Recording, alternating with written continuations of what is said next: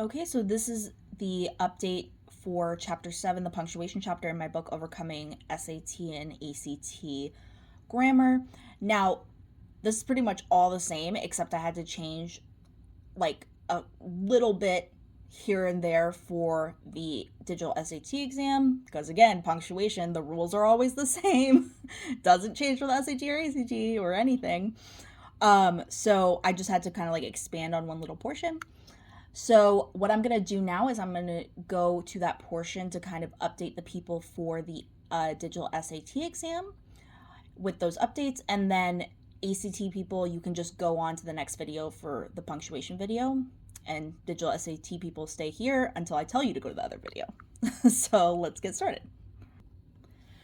So one of the ways that I saw that the grammar was changing specifically on the digital SAT exam from previous versions is they seem to be asking a lot more of these question mark questions, is what I call them. And basically it's testing like whether you use a question mark or not. And sometimes like they change like some other things about the sentence or the words. But just remember that when you're asking a question directly, that's when you use a question mark. When you're not doing that, that's when there's no question mark. So kind of think of asking a question directly. I mean, you're asking it outright. And then if you're not doing that, it's because it's like in a longer sentence. So like I have some examples here. Like if you look at the first correct example, Chris looked at his watch and pondered, should he grab lunch before the event started? Like he's asking that to himself directly, like he's asking that question. But then if you look at the second example, it says Chris wondered whether he should grab lunch before the event started.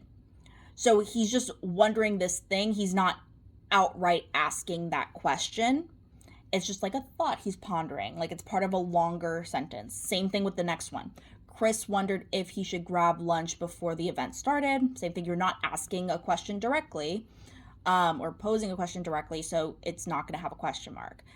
But then if you go to the last option, it says, if the event was starting in an hour, would he have time to grab lunch? You are like outright asking that question directly, so you have to use a question mark.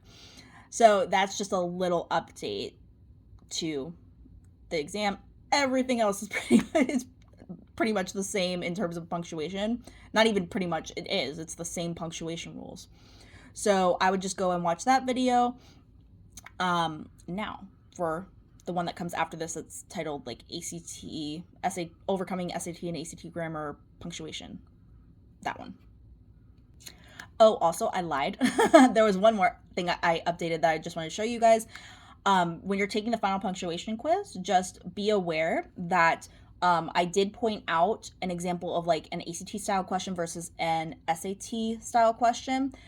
Now I didn't change the question besides like the wording of the question. Like I just changed it to like, which choice follows the convention of standard English, instead of making it like a no change question like it was before, because they're very similar. That is it. Now go watch the video, the next video.